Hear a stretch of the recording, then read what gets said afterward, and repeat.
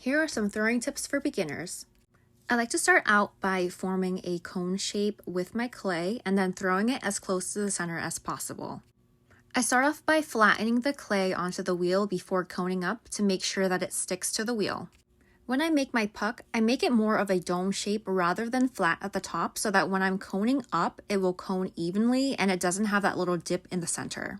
That in turn helps air bubbles from forming. I use my finger on the side of the clay to make sure it's centered, and if it's not, like if my finger's still wobbling, then I'll do the coning process again. I'm throwing a cup, so I kept my puck taller. This will help me save time when I'm pulling up the walls since the piece is already taller.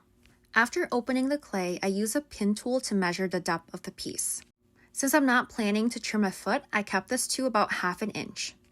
When I pull up the walls, I slow down my wheel just a little bit and then pull up the walls slowly. I also make sure to compress the lip from time to time.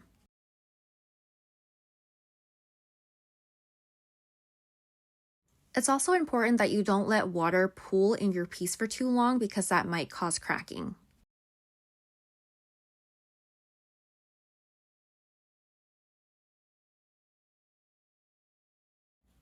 Now that I'm done pulling the walls, I'm going to use my tool to trim off some of the excess clay.